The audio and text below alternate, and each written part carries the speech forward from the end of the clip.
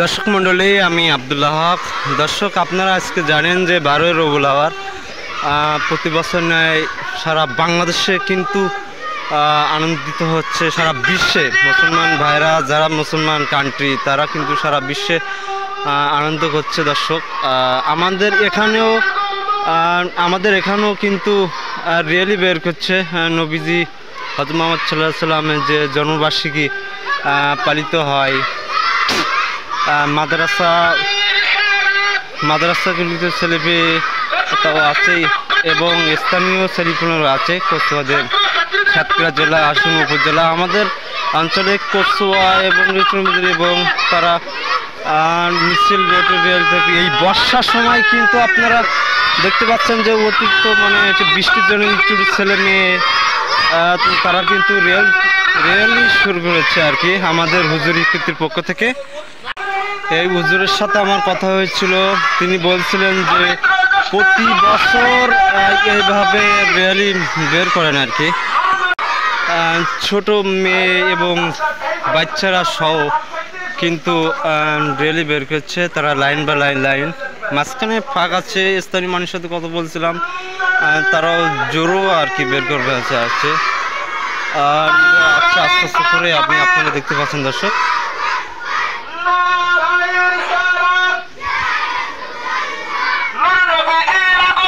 সাথে সাথে আপনারা দেখতে পাচ্ছেন। দর্শক, আমি আপনাদেরকে দেখাচ্ছি।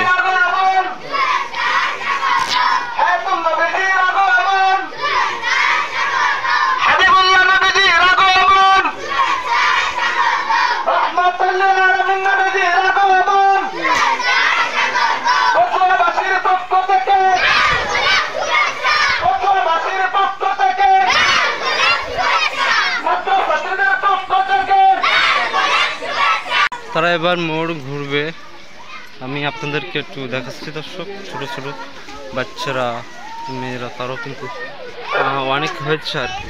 আমি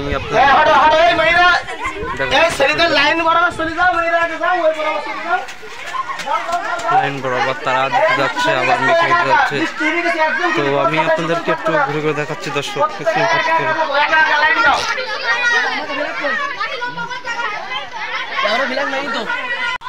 কিছু বলে না যে জোরো যে বলেছে, তারা আজকের সারা বিশ্বে কিন্তু আনন্দিত। যে মহানবী মুহাম্মদ সাল্লাল্লাহু আলাইহি সাল্লামের জন্মবার্ষিকী উপলক্ষে এখানে কিন্তু র্যালি বের করছে আর কি। যে আমাদের যে অনুষ্ঠানটা হচ্ছে, আমাদের যে হুজুরির পক্ষ থেকে যে আপনাদের একটু সাবধানিত করছে। দর্শক, আমি আপনাদেরকে একটু দেখাচ্ছি। আর এই মুহূর্তে আবার কিন্তু বৃষ্টি অলরেডি শুরু হয়ে গেছে আর কি।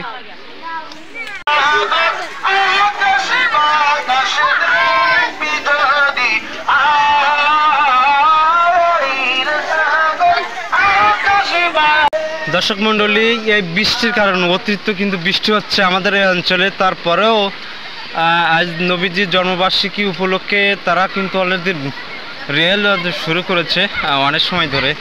এই বৃষ্টির তাপে তারা ছোট মেয়েরা তারা মিছিল দিচ্ছে আর কি। আমি আপনাদেরকে বৃষ্টিতে একটু দেখাচ্ছি। দর্শক, একটু দেখবেন। আপাতত শেষ হচ্ছে আপডেট।